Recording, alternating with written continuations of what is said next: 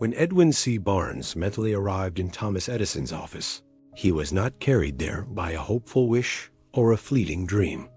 He was propelled by a force so powerful it could not be denied, a burning, all-consuming desire. His determination was not just a preference. It was the single, dominant reality in his mind. He literally saw himself already working with Edison, and he burned all bridges behind him, leaving himself no other option but to succeed. This is the true genesis of all achievement. It is the first principle, the non-negotiable starting point on the path to any form of riches, whether they be spiritual, mental, or financial. Over 30 years ago, Barnes discovered this profound truth. His journey proved that when a human being aligns their thoughts with a definite purpose, persistence, and a burning desire, they become an unstoppable force. His desire wasn't a vague hope to meet a famous inventor. It was a definite, clear-cut goal to become his business associate. Notice the specificity. He wanted to work with him, not for him. That single, powerful desire, once it flashed into his mind, became the guiding star of his life. Wishing alone will not bring riches. Many people wish for financial security, but a wish is a passive, powerless thing. A true desire, however, is active and dynamic, desiring riches with a state of mind that becomes an obsession, then creating definite plans to acquire them, and backing those plans with a persistence that does not recognize failure. This is the formula that will bring riches. The method by which the intangible impulse of desire can be transmuted into its tangible, financial equivalent is not a matter of luck or chance. It consists of 6 definite, practical steps. Anyone can learn these steps, but only those who apply them with faith and persistence will see the results. Here is the timeless formula for turning the embers of desire into the fire of achievement. First, you must anchor your mind to a specific target. Fix in your consciousness the exact amount of money you intend to acquire. It is not sufficient to say, "I want plenty of money." Be definite, down to the last dollar. There is a powerful psychological reason for this precision. A vague goal produces vague results. A definite target gives your mind a clear mission, a destination toward which all its powers can be directed. Second, you must determine with equal clarity what you intend to give in return for the money you desire. This acknowledges a fundamental law of life and a principle of divine justice. There is no reality to something for nothing. We are called to be creators of value, to offer our talents, our ideas, our service as a fair exchange for the rewards we seek. Your commitment to give must be as definite as your desire to receive.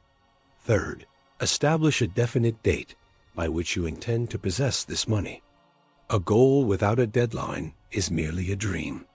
A date transforms it into a commitment, a promise you make to yourself.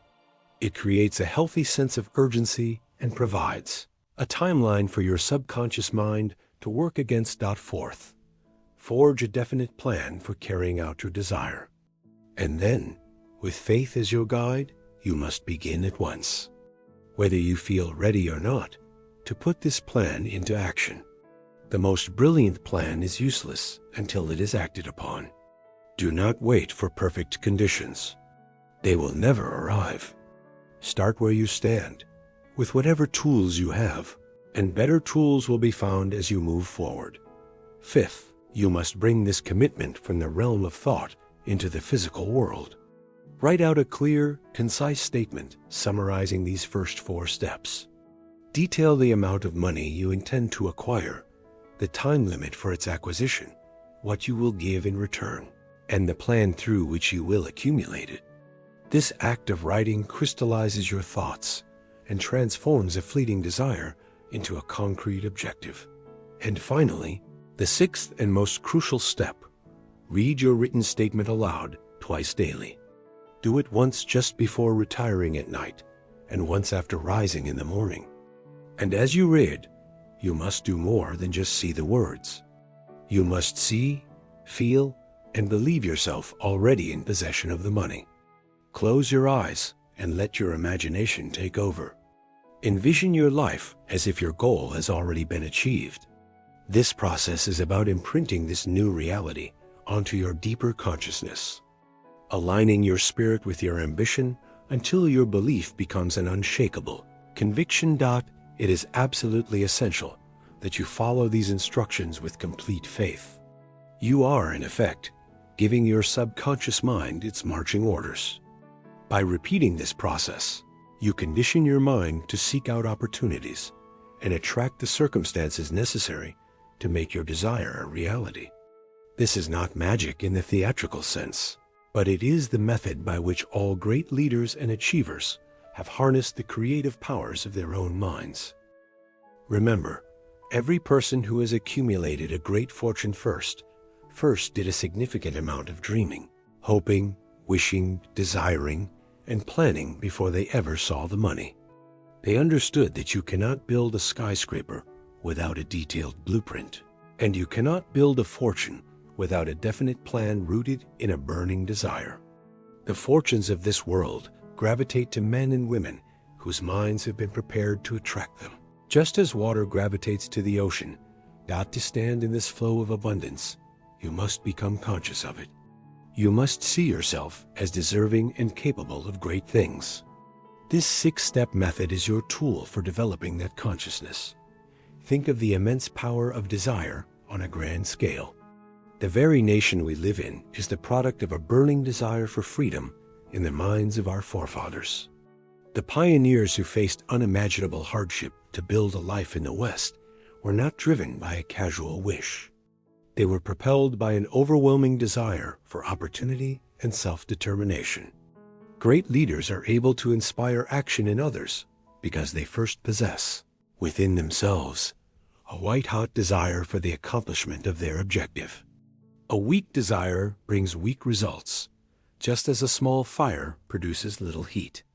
If you find yourself lacking in persistence or easily discouraged, the root cause may be that your desire is not strong enough to carry you through the inevitable challenges. To truly understand the life-altering power of a definite desire backed by faith, we must turn to a deeply personal story shared by the author, Napoleon Hill. It is the story of his own son, nearly from the moment of his birth. It was clear the child had a severe affliction. The doctors delivered a crushing verdict, one that would have shattered the hopes of most parents. They stated, with medical certainty, that the boy would likely be deaf and mute for his entire life. They offered no procedures, no medicine, no hope. It was, in their professional opinion, a closed case, a sentence of silence to be accepted. But the boy's father held a different opinion, one born not of medical science, but of profound faith and a father's love. In the quiet sanctuary of his own mind, he made a decision. He rejected the verdict of experts and formed a desire that burned with the intensity of a prayer his son would hear and speak. This was not a wish. It was a definite, unwavering conviction. He knew in his heart that every faculty of the mind and spirit is a gift, and that with faith, a path could be found. He resolved to nurture this belief and, more importantly, to plant this same seed of desire in the mind of his son. This was the beginning of a long and patient journey, a testament to the fact that when one person holds a powerful desire for another, it can have a miraculous effect. Every day, the father would work to communicate this belief to the boy. He knew the child's ears could not register the sound of his words, but he had faith that his spirit could register the intention. He believed in a higher power of communication, the power of a mind aligned with a definite purpose, reaching out to another. He held fast to the conviction that nature can and does create its own pathways, that the same creative intelligence that forms worlds can mend a child's body.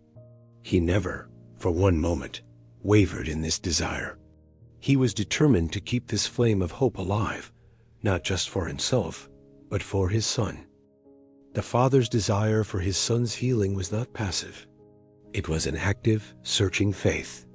He was constantly looking for any sign, any potential avenue through which sound might enter his son's silent world. When the boy was still very young, something happened that gave him the first tangible piece of hope. He noticed that the child, when held close, seemed to respond to certain loud sounds, not with his ears, but with a vibration that seemed to run through his small body. An idea sparked in the father's mind. Could sound be transmitted through the bones of the skull directly to the brain? He began to experiment. He would play music and have the child bite down on the edge of a phonograph. For months, this became a ritual. The father would place the boy's teeth on the machine's casing, letting the vibrations of the music travel through his jawbone. He carefully observed his son's reactions, noticing a growing sense of pleasure and recognition.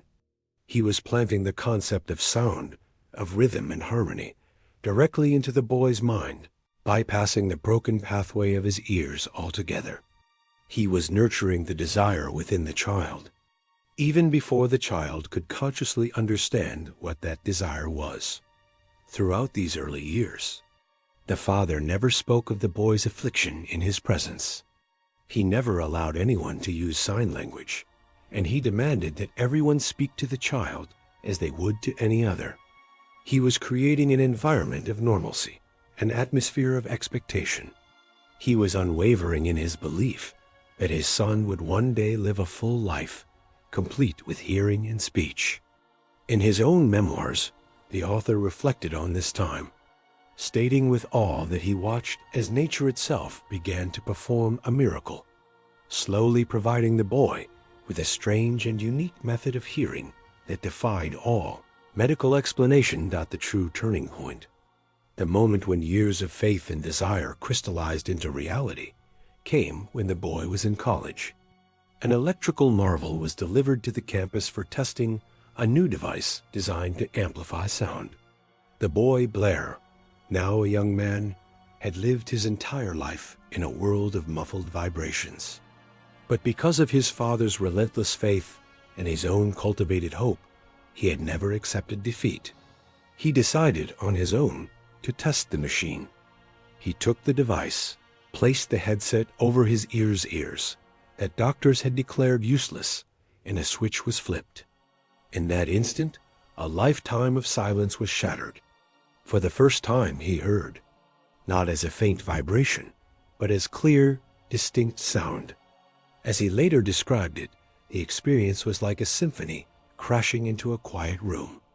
The world, which he had only ever felt, he could now hear. In that moment of triumph, a moment that defied every medical prediction, the desire held for 2 decades had been transmuted into its physical equivalent. Out of that miraculous experience, the young man's life purpose was born. He knew what he was called to do. He would dedicate the rest of his life to a mission of service, bringing the gift of hearing to those who, like him, had been told there was no hope. He went on to become a source of inspiration and practical help for thousands, turning his personal challenge into a powerful calling. This incredible story serves as a profound testament. It demonstrates what a burning desire, held with unwavering faith, can truly accomplish. It shows us that there are no limitations to the mind except those we acknowledge and accept. Both poverty and riches, sickness and health, are often the offspring of our dominant thoughts. A burning desire is the starting point, the fertile ground from which all great things grow. It is the one prerequisite for success that simply cannot be replaced. Now, let's explore another crucial element of a powerful desire: the willingness to burn all bridges behind you. It means creating a state of mind where there is no possibility of retreat. More than 5 centuries ago, a great warrior faced a battle against a foe whose forces vastly outnumbered his own. As he sailed to the enemy's country, he made a decision that would seal their fate. Upon arriving, he had his men disembark from the ships, and then he gave an order that sent a shock of fear and resolve through every soldier: burn the ships. As the men stood on the shore, watching their only means of escape go up in flames, Their leader addressed them. "You see the boats going up in smoke," he said. "That means that we cannot leave these shores alive unless we win. We now have no choice. We win or we perish." And they did win. Every person who succeeds in any undertaking must be willing, in a spiritual sense, to burn their ships. They must be willing to cut off all sources of retreat. Only by doing so can one cultivate that burning desire to win, which is so essential to success. The morning after the Great Chicago Fire, a group of merchants stood on State Street, looking at the smoldering remains of what, the day before, had been their proud stores. They held a meeting to decide if they should rebuild or leave Chicago and start over in a more promising part of the country. All of them decided to leave, except for one. The merchant who decided to stay and rebuild was a man named Marshall Field.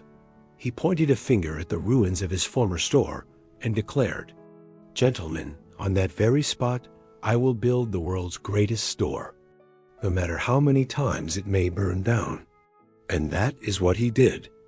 That was more than a wish. It was a burning desire. He left himself no room for an alternative.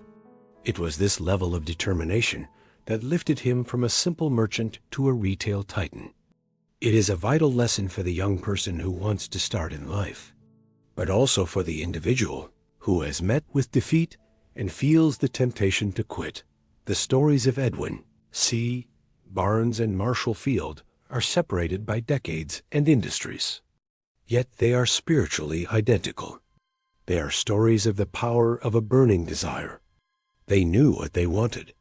This is the starting point for all who would think and grow rich. The universe, and the creator who designed it, does not seem to throw great opportunities in the path of the indecisive or the lukewarm. It responds to the soul that has a definite purpose and an unshakable resolve. So as you reflect on your own goals, on the dreams you hold for your life, your family, or your calling, ask yourself this: is my aim a mere wish, or is it a burning, all-consuming desire? Have I burned my ships? Am I willing to stake my entire future on its success? If the answer is yes, then you have already taken the first, and by far the most important, step on the path. You have ignited the power that can move mountains. Asterisk. The stories of the warrior burning his ships and Marshall Field rebuilding from the ashes are not just tales of courage. They are profound lessons in the psychology of success. Both men placed themselves in a position where they had to win.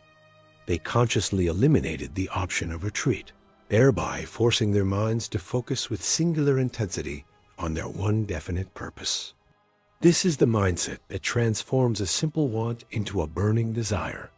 It is the decision to demand success from life, rather than merely hoping for it.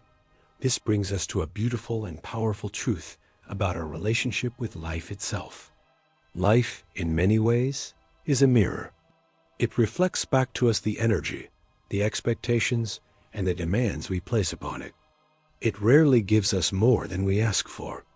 If we approach life asking for pennies, timidly hoping for just enough to get by, that is often exactly what we will receive.